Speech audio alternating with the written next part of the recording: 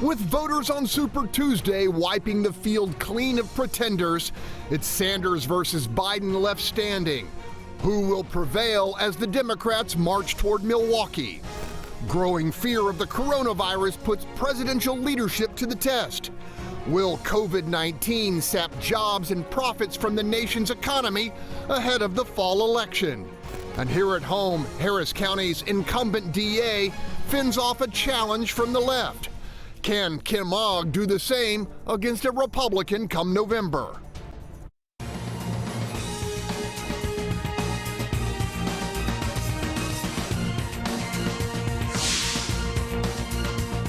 I'm Greg Groogan, and welcome to Watch Your Point, where our panelists call it like they see it. Let's greet them.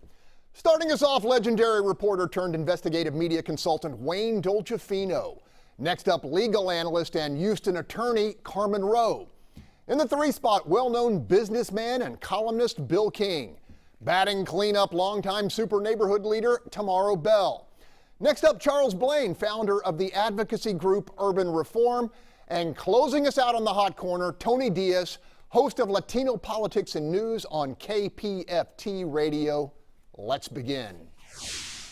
And then there were 2. This momentous week, the Democratic slugfest for the party's presidential nomination hit critical mass, triggered by Joe Biden's shellacking of the competition on Super Tuesday. The former vice president won 10 of 14 states, moving ahead of previous frontrunner Bernie Sanders in the overall delegate count. For those who've been knocked down, counted out, left behind, this is your campaign. And we are going to defeat the most dangerous president in the history of this country. By Thursday, both Michael Bloomberg and Senator Elizabeth Warren had thrown in the towel, leaving 2 white male septuagenarians standing. An unabashed Obama moderate versus an unrepentant social democrat. Panel, with the mission of beating Donald Trump in the fall paramount, does Biden's burst amount to an outbreak of Democratic pragmatism? Tony, are you pragmatic? I'm extremely pragmatic. Okay. So what do you think of this? Well, you know what? I think we have a good primary on our hands for Democrats. I like that it's going back and forth. If people still like boxing, it's when Pacquiao and Marquez were always fighting. One would win, then the other seemed like he was going to win. Because we just counted, I think, Biden out. We said he was going to lose. We said Bernie was the appointed one. And now we flipped the script. And basically, Biden fought his way to essentially a tie. So I'm interested to see what comes next. But of course, Bernie needs to work on reaching out profoundly to African Americans to get this coalition together. And Biden needs to do a better job reaching out to Latinos. He gave a great speech in Dallas. That's like the best I've seen him on stage. But having Beto O'Rourke come out and sprinkle a little Spanish, that's Hispandering. That's not profound outreach to our community. And Beto gave a whole list of electoral achievements. He failed to mention the 2 Tejanas that went to Congress, including Veronica Escobar, who won his former seat. So they need to get on track to really build this coalition. Wayne, I suspect you're not scared of either one of these guys. Oh, I mean, I love them both dearly. I actually think Bernie's the more authentic Democrat, even though I think most of them are freak shows. I do think he is the more authentic Democrat. And I think folks who don't want to admit that Joe Biden, as I've said for months, is kind of on the other side of his efficiency, I think, to be fair. Look, I think Democrats are going to be in a lot of trouble. I also want to point out, you said there's 2 old guys. You've had a big fancy word, 2 old guys. There's also Tulsi Gabbard. And the Democrats are proving who the real racists and misogynists are, because they don't want to let Tulsi Gabbard debate those 2 old guys, because if she did, she would do a whole lot better real quick in the next debate. Okay, Tomaro Bell, brass tacks, is Biden shoe-in? Let me tell you something. I was out at the early voting polls throughout the entire election cycle, and I was out there election day. And I was really concerned because even though the Democrats were at the poll I was at, voting in higher numbers, a lot of Democrats were not voting because they had not selected who they were going to support on Super Tuesday. After Biden in South Carolina, they came in droves. I was very glad to see that they felt as if they had not been forgotten. So many people, moderate Democrats, they cannot grasp Bernie for whatever reason. I don't know if it's his attitude. I don't know what it is about him, but they just cannot grasp him. And the young people that do grasp him, they don't vote. Okay, that's the fact of it. The average age of a voter in the Democratic cycle was 60 plus. Okay, so I'm glad to see that they felt as if they were still a part of the party and they came out and voted. Bill King, my initial question: did pragmatism break out in the Democratic Party? Well, first of all, let's hear it for the old white guys. You know. You're right. They finally have a chance. Yeah. Well, they counted us out, but we're back. No, look, I think Tomaro really nailed it. But look, most African Americans are not socialists. They just don't like that. I mean, the African American community is actually much more conservative than most people give it credit for being. And they just sort of pumped the brakes and said, no, we don't want that guy. And I also want to remind everybody that a couple of weeks ago, I talked about how Nevada and Iowa and New Hampshire are not representative of this country and certainly not representative of the Democratic Party base. And to think that somehow winning those three was a shoe-in for Sanders was never correct. Okay, Charles Blain, is that true? Yeah. A rejection by the African American community of socialism. I think so. I mean, it's evidenced by the numbers that you've seen from Bernie coming out of South Carolina. They just cannot get behind that, especially in an economy where things are going so well for minorities and low-income folks. So I think that it's going to be a hard sell for Bernie, and I think what he's making a very big mistake now in contrasting his stances with Biden, because it's just highlighting how much more centrist Biden is, and it's playing more into Bernie's base, but he's losing that minority support, gradually losing the minority support, and he didn't have a lot to start with. So I think he's making a big mistake by highlighting how centrist Biden is. Okay, Carmen, bottom line, is Biden more electable? Absolutely. I mean, I know it's armchair quarterbacking, but I'm surprised to see that anybody's still behind Sanders in the numbers that we saw coming out of Super Tuesday. I mean, California is the exception to every rule, in my opinion, and so I kind of leave that there. But for everything else, as I said, I think it was Biden's night, and I think the more that we look into Sanders and see how extreme in the socialistic world he is, the less likely people are to get behind him. So. Okay, Tony, you heard your colleagues here on the panel. They see Biden as coasting the rest of the way. Well, you know what? This election cycle changes every day. So Tuesday, we're going to have a lot more numbers. I think once we see the Tuesday numbers with those additional states where you got the white working class demographic that's coming through, that's going to really dictate what happens next. So I think we got to wait and see. I want people excited. I want people arguing about this. And I love that the Democrats are going to go head-to-head now, one-on-one on this debate stage. Tulsi's not going to make it on stage, and I'm sorry. You know, if they didn't let Julian or Cory Booker on stage, I'm sorry, Tulsi. You know, if you don't make it, you don't make it, right? And finally, I think what's going to happen is they're going to get down to the real platforms, the real issues, and I think this is a really great race right now. I want the best candidate to win, but I want all facts on the table. I want them to go head-to-head because Trump is going to be even worse, and he's going to play dirty. Go ahead, Bill. Well, I thought one interesting thing was that a lot of the unions got mad at Sanders over Medicaid for all or Medicare for all because they have their own health plans and they don't want to give those up. And in Nevada, that was a big issue. And increasingly, Sanders is losing the labor support. And without the African American, he's got no chance in the Democratic primary. Jump in, Wayne. I want to start a fight with Tony. All right. Because I never do that.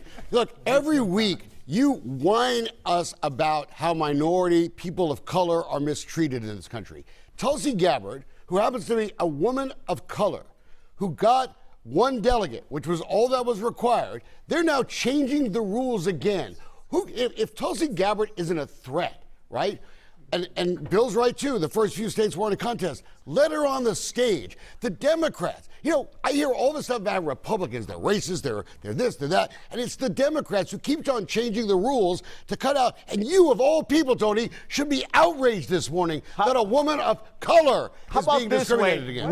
Once you tell the president to stop caging kids, once you tell the president to stop using racist dog whistles like build a wall, then I will heed your advice and then straighten out the Democratic Party. We're going to leave it there. Bernie versus Biden, our discussion of the Democratic showdown ahead will continue after this short break. Tomorrow, look, African Americans in South Carolina saved the Biden candidacy. Should he pick an African American VP, preferably a woman? Let me be clear with you. He should pick whoever will be on that ticket with him to get Trump out. I'm not going to narrow down whether color they are, what sex they are. I need a winning ticket. I did not vote until Super Tuesday because I had not made up my mind. I was leaning toward Bloomberg, but that was not, when I saw Biden and I saw how he spoke and how he performed, I changed my vote on Tuesday. Lord knows I had to go to 5 polls to vote because it was so long. That's another topic. That's a whole nother topic. But I did cast my vote after 3 hours on Tuesday. I want a winning ticket. I want somebody who can get the party together. That is my whole thing. Bernie, he speaks so absolute and so totalitarian about his views and his ideas. That don't work. We see that now in the White House. It don't work. And it surely doesn't work for the Democratic Party. Okay, Carmen, I want to go back to Wayne's point that Tulsi Gabbard should be on the debate stage. You think that she has a place there? She has a 0 chance. Well, I don't know about all the rules being changed for her, but I do think that it's disappointing, and it should be to everyone, that we've done all this work to talk about color and about, different types of people on the stage, and then here we are back down to 2 white, rich men. I mean, it's just, if that's the current state of our country, it's disappointing at the very least. But I will say about the vice president, I mean, there's no question, in my mind anyway, that Biden's going to be the candidate. And so because of all the concerns with Biden, the vice presidency is going to be critical to everybody voting at this point. Okay. That's all I'll say Charles about that. Blain, postscript on Elizabeth Warren. She hasn't endorsed yet. Your thoughts? Yeah, so actually I was going to bring that up because I've noticed that when she got out, all of her supporters across,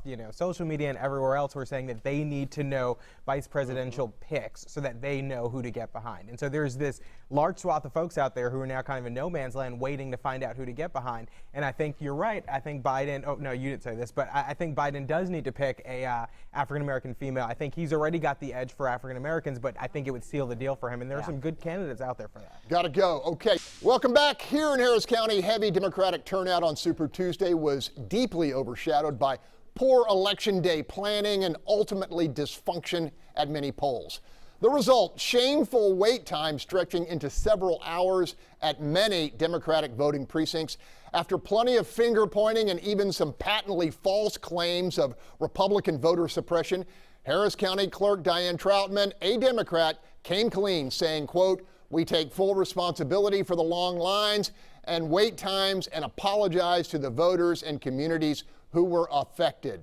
Now, this latest debacle comes on the heels of an exasperating 12-hour delay for delivery of results in the November election. Tomaro Bell, what the heck's going on here? Look, this is one of the reasons when you newly get elected, you don't fire everybody. Because you got people in there that know what they're doing and you don't. Because you just getting there. So you don't know. This is why. I blamed her day one. Look, generally during elections, I am at West Gray. So y'all know, if you want to look at me, you got to beef with me, that's where I'm at. I'm at West Gray. West Gray is the largest voting poll in Harris County and one of the largest in the state of Texas. I could not vote there, even though I had been there, because the line on Tuesday started at 6:15. Okay, so I had to go to 3 different polls. On the northeast side, Cashmere and Northeast Multipurpose Center were the only places left open. You don't combine polls because even in my neighborhood, they closed St. James, they closed St. Mary's, and they had TSU open. Seniors are not going to maneuver a college campus to go vote. That was what I call voter suppression, because people who generally would have exercised their vote had they known their location couldn't. Okay. Wayne, what do you think of this? Oh, look, I clearly think that we have now proven that voter suppression is another fantasy of the liberal left, okay? Because the only one that suppressed votes on Tuesday were you guys. I actually had a pretty easy time. I actually got up. I actually was there when the polls opened. I was a Republican, so I got in real quick, right? Got in real quick, got out real quick, because there's nobody on the ballot, because the people that were running the Harris County Republican Party are idiots. Wayne, what do you think Tony's going to say about this? So he voted for Trump, I guess. But then, so I think here's what she got. Now she needs to study where people voted. She's got to figure out if there was a big change now that people can vote across the county, was there a significant change? One. Two, they also need to fix the website. They have this updating component. They need to hire all the people they need to hire right now so that that is really available. The website's actually pretty good. harrisvotes.com. You can get your sample ballot there. But I will also say it is structural because in North Carolina on primaries, they voted Saturday. Additionally, they don't have these 700 extra polling places right now. And if you really want the youth to vote, put them all on college campuses. And finally, do some more of this stuff online. Okay, Bill, Troutman's throwing up a big goose egg. I mean, we had a smooth one yet. I mean, what's your take on this? Well, first of all, folks, early vote. I mean, it's so much easier to go early vote. You can vote any place in the county. It's no problem if you go do that. Don't wait till Election Day. But look, Tomaro hit this exactly on the head. Yep. Do not fire everybody in the office when you take over one of these offices, which is exactly what Troutman did. Now, I give her credit for taking responsibility. We so rarely see that anymore. But she fired a bunch of good people just because they worked for Stan, and she didn't think they were going to be loyal, and they were just down there trying to do their job, and she's now paying the price for it. By the way, one of the things was, when Stan was there, they had done this study, and trying to let people vote every place on Election Day is a logistical nightmare, and that's what's causing this backlog. Okay, Charles, at the nut of this, the voting machines were split 50-50 between the parties. Was that a recipe for disaster? Yeah, definitely. I mean, I voted at West Gray, and Tomaro told me to get in line and said it would be quick. It was not quick. But the problem is that yes, they should not be split evenly because you go to take West Gray for instance. You have countywide polling. Everybody's going to West Gray. Why is everybody going to West Gray? Just because they want to see everybody else. And so you have a long line for the Democrats, very short line for Republicans typically, but not always. Depends on when you go. But having them split evenly is just not a great idea, especially when we know some precincts vote heavier Republican or heavier Democrat. I mean, there needs to be it needs to be adjusted. Even during the mayoral election, we had this problem when I went to go vote there. I mean, it was absolutely ridiculous. This is our third election, I believe, that we've had kind of full countywide voting, and they need to iron these details out before November, because if they don't, it's going to be a big problem then. Okay, Carmen, your take, and then time for Tomaro. Of course. So this is not the first debacle for this clerk. It's like, next question, and the apologies are appreciated, but it's old. This is unexcusable, and this whole same number of boxes. Where I voted in Montrose, which tends to be a little more Democratic, there was a line around the elementary school I was at, but the Republican, you walked right all the way through and there's nobody there. Crickets, not a little line, no one was there. So there were 4 machines sitting alone, and all these people are waiting around the building just to get in and vote. Gotta leave it there. Okay, up next, Harris County's top prosecutor crushes dual challengers from the left. We're looking at key local races, so just stick around. That's ahead. Welcome back. Here in Harris County, conservative critics claim District Attorney Kim Ogg is too easy on criminals, while a pair of challengers to her left claim she's not near progressive enough. But on Tuesday night, a solid majority of Democrats decided Kim Ogg is getting it just right. In the last few weeks, we've heard that I wasn't really a reformer, or I was reforming too much and I've gone too far. Tonight, the people who said those competing extremes, they were wrong. Like you. While Ogg moves on without a runoff to face Republican Mary Ann Huffman, incumbent county attorney Vince Ryan was blindsided by youthful challenger Christian Menifee. A big victory for the ultra-progressive wing of the party being steered by Commissioner Rodney Ellis. Okay, take your pick there, Carmen Roe. I'm guessing you want to talk about Kim Ogg. I do. So as a person who practices in the Criminal Justice Center, I can tell you that Kim Ogg is nowhere near this side or that side. She's been right down the middle and complicated on a lot of different issues, making some friends, making some enemies. But at the end of the day, her ground game was incredible. She's constantly letting people know about all these diversion programs and all the things that she's doing to change the Criminal Justice Center for better or for worse. She's out there on the front end doing it. And I think these numbers tell you what everybody thinks about the work she's doing. Okay, Wayne. All right, first of all, those are Democrats, so not everybody thinks that way. Okay, look, I used to work for Kim Ogg in the spirit of disclosure. I used to help her. I clearly would do anything to help her not be DA anymore, because in the bizarre world of democratic criminal justice, Kim Ogg sounds reasonable. Kim Ogg, whose office all the time gives felons who get caught with guns deferred, which means they won't have records anymore. You know that's the system that we have now. The fact is, the other two people running wanted to, thought it was okay to be gang members, okay? These people are insane. And if it's going to be the biggest issue in this town to protect this folks from what the Democrats are going to do, which is going to get all our mamas killed. Okay, we'll check that. Go ahead, Tony. Oh, real my quick. goodness. 20 seconds. That was a ton of Republican right-wing stereotypes that just don't work in Harris County anymore. So guess what? The election's over because now the Republicans, because of that kind of talk, are no longer a legitimate they don't have viable candidates in Harris County because of those extreme views. Let's stop cherry-picking bad examples. Let's help working-class families. And the voters have decided that she had the best approach. I will say this, too. I saw Kim Ogg out there campaigning. She hosted one of the LULAC Chorizo Menudo breakfasts, working the crowd, being humble, and making it clear she wanted to serve. So if you do have any gripes, bring them up with Democrats, because we like to have those deep discussions to get to real rules that help real families. If we have chorizo breakfast, something that makes sense. Are you anti-chorizo? We're not anti-chorizo. What are you talking about? It's Kim Ogg's moderation a winning formula? I think so. And to push back against Tony's point, the reason Republicans lose in this county, the reason Republicans lose in this county is because they don't know how to campaign in cities, not because of the message.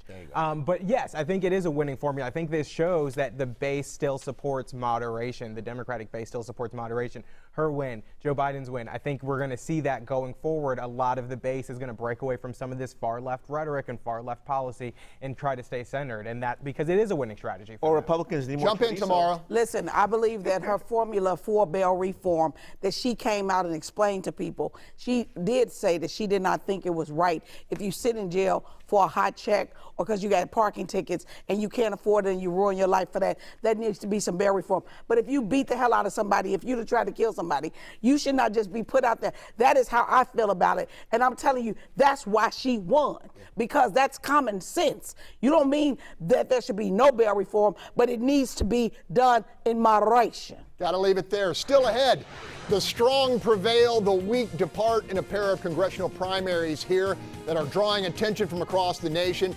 Both races front and center when we return. Big doings this week in our area's so-called battleground congressional races that are certain to draw plenty of national cash and scrutiny. In the Republican primary for Texas 7, representing Houston's West Side, former Army chopper pilot Wesley Hunt crushed the field with better than 61% of the vote. So we have to make sure that we choose capitalism, not socialism. We choose low taxes, not high taxes. Less regulation, not more regulation.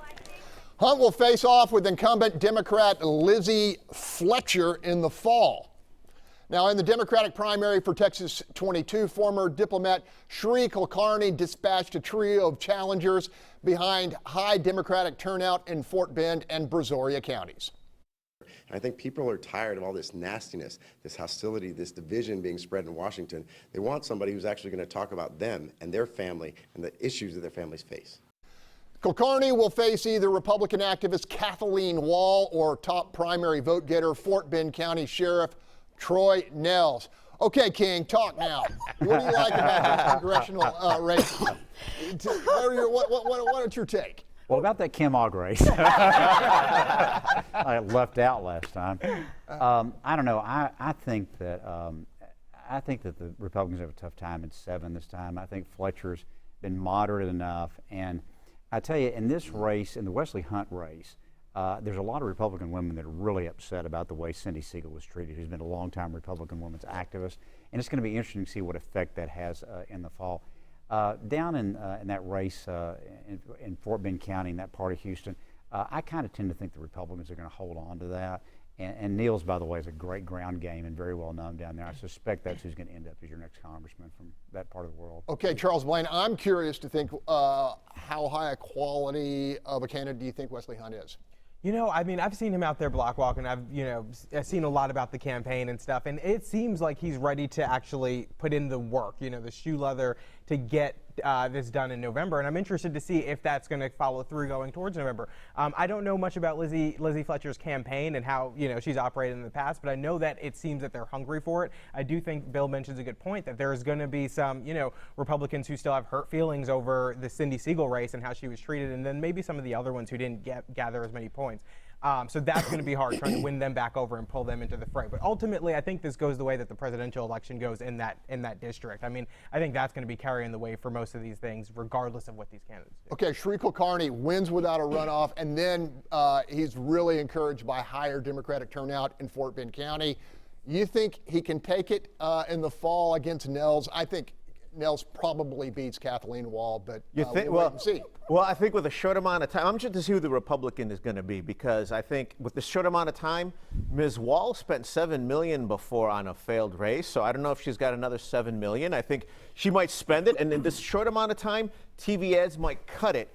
But Nels is good on camera. I've argued with him on stage before. I've won, of course, but still, but still, he can handle himself. I have not seen Ms. Wall ever debate anybody, so I think she can spend enough on ads to make it as the primary and then hide from people, and that's not going to work. So I think Sri beats Wall. I think he's got a fight on his hands with the sheriff. Okay, Wayne, Tony has declared himself undefeated in all debates, including What do you think of these two knockouts? Anyone who's watched this show knows knockouts on a weekly basis. Go ahead, Wayne. But that's not really the point. Look, I think one of the mistakes the Republicans make in this Hunt race is, and because I actually like Cindy Siegel, but one of the mistakes I think they make is they run to win a primary, right? And so they're going to elect some dude who, or Kathleen Wall, or one of these people that says all these really, things that, in a way, I think is a little outrageous to say the way they say it, and I think they get killed in the general election.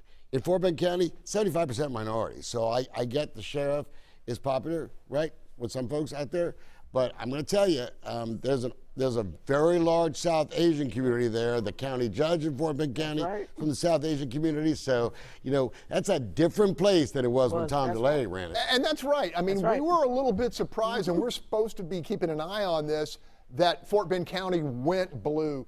Do you think that's continuing tomorrow? I do believe that Sri, with his background, he has a very, very good chance.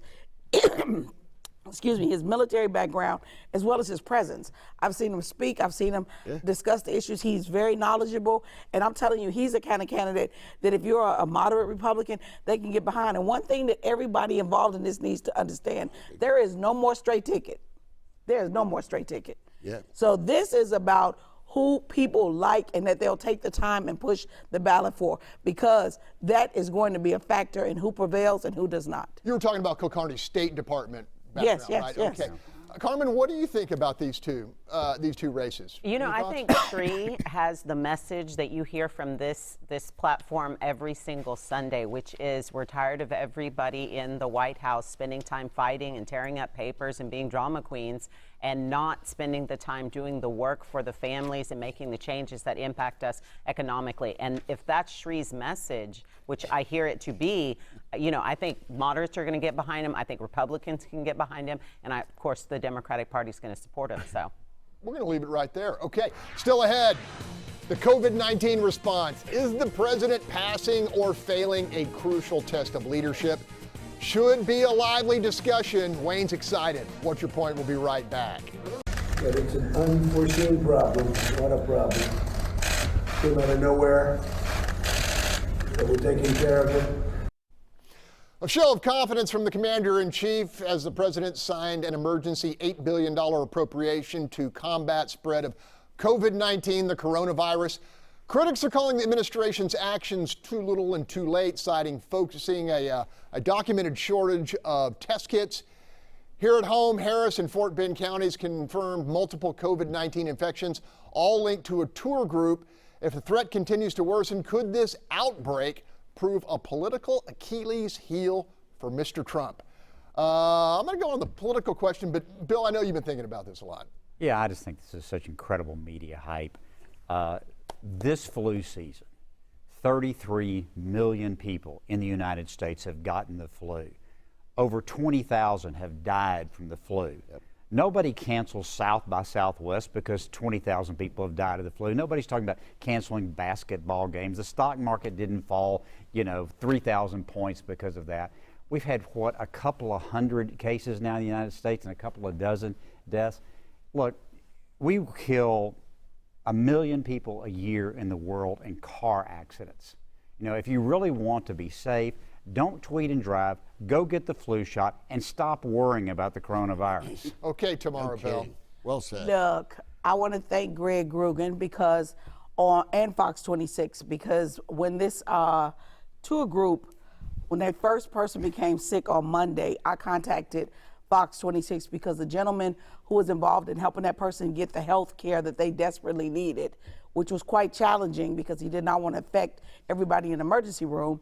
I called here to get them to get involved because the list of individuals had been offered to CDC and they did not accept it. I don't know if they were concerned whether it was legitimate or not, but this trip to Egypt was a trip to Dubai and Egypt. 36 people totally on this tour.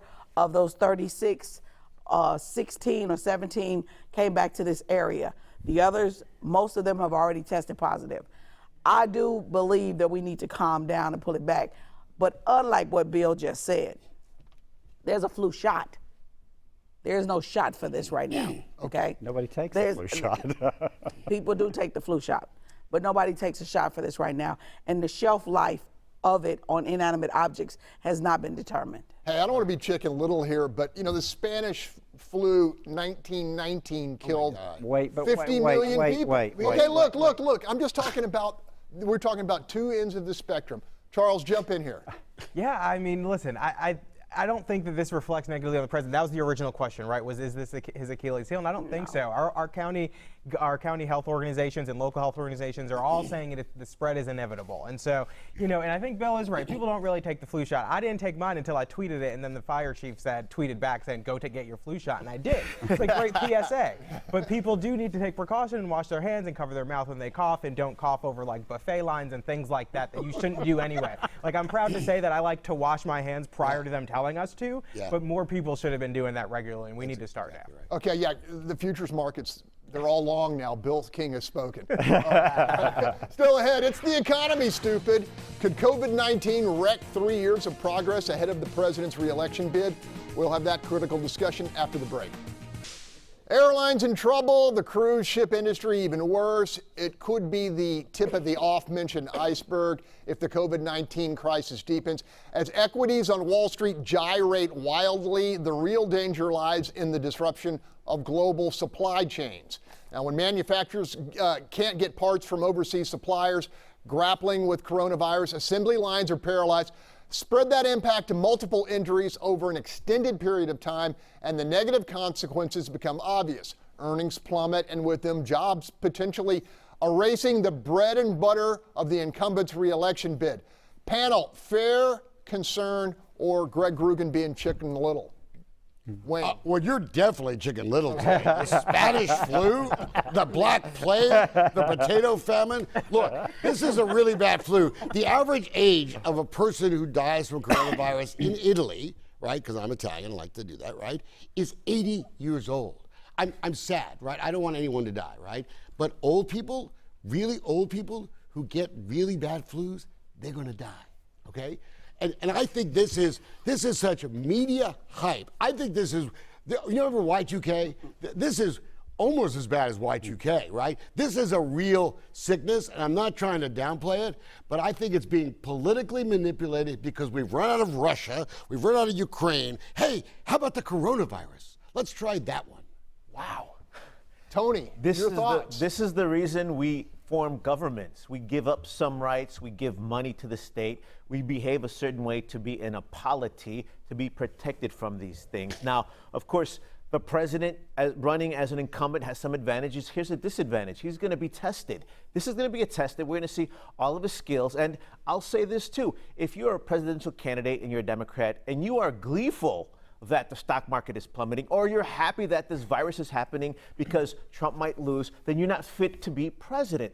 Likewise, the president right now has to step up. He has to prove he believes in science. He can't come up with silly nicknames like crazy, coronavirus. That's not going to save us. And he can't go on hunches. He has to prove he believes in science, and he has to get us through this. So he needs to act like a president now, or he will be voted out of office for for one among many reasons. I need to hear Carmen on this, and then we'll finish up. Go ahead. You know, believe it or not, I absolutely agree with Wayne. I think this is a sky is falling situation. And the worst part is, which is awful, is that it's become this political spin where everybody's cheering for the country to go to its knees financially, so that somehow this will impact Trump's campaign coming in to 2020, which is just shame on them. And I don't think that's going to happen at all. Okay, last word. Listen, the ramifications of this have nothing to do with policy.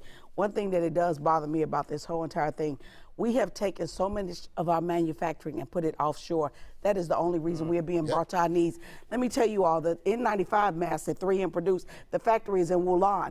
Well, when Wuhan said you better not come out your house or you get shot, 3M couldn't make N95 masks. That's why Pence was up there 2 days ago doing a tour of their plant, because they trying to get the N95s back up.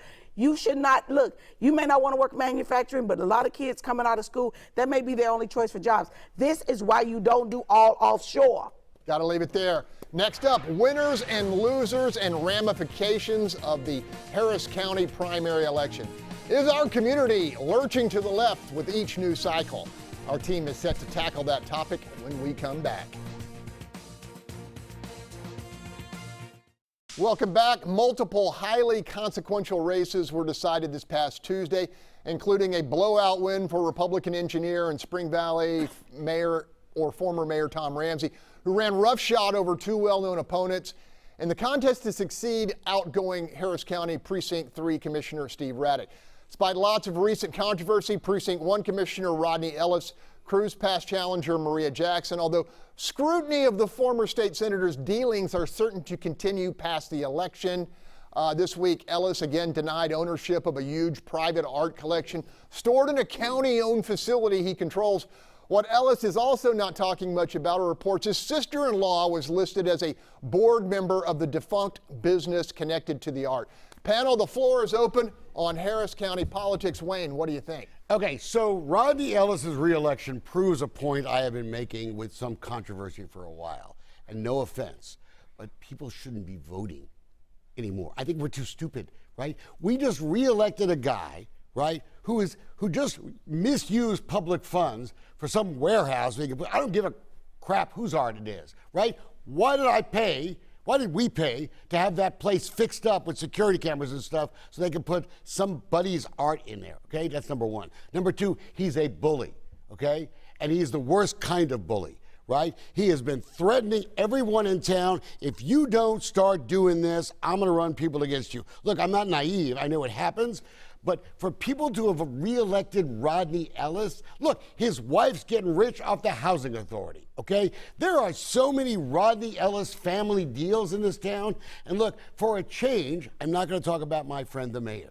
Rodney Ellis, to me, is right now a bigger threat because his soft on crime bail stuff is killing people. Everyone needs to wake up what's happening.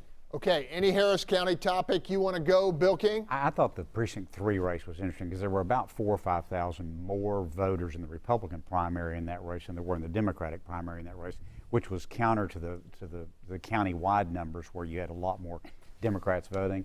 I kind of thought that the Democrats would flip that seat this time, but I'm beginning to think that's not going to be the case based on the results in the primary. Okay, I'm going to go to Charles Blain because there was a development in the Republican Party too, right? Yeah, so I mean, it was a big shock to a lot of people. Harris County Republican Party Chairman Paul Simpson lost to challenger Keith Nielsen, and I think there were numerous complaints heading into this election about the way that the party was running and the outcome of our previous elections, and a lot of that was pushed towards Paul. And I think the activist base really fought hard to put Keith in there. And I mean, I think some of it, you know, there's slates involved, and there's so many different aspects involved in Republican primary, but Keith Nielsen won, and heading into November, he's now going to have to put together a campaign to lead Republicans to victory, which hasn't happened in some time, but could happen this time. Okay, Tomaro, jump in real quick. For you all, let me do the opposite. Rain is right what he said.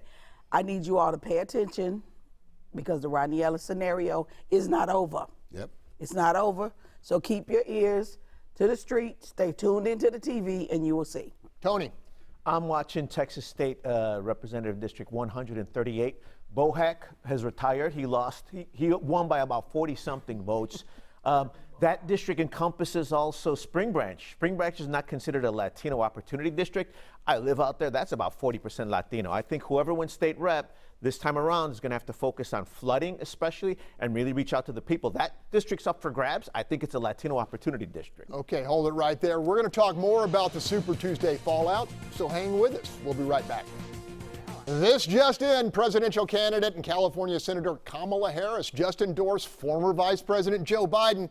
Now back to the discussion of this week's past weeks. I got it. Past week's primary. Carmen Roe, go ahead.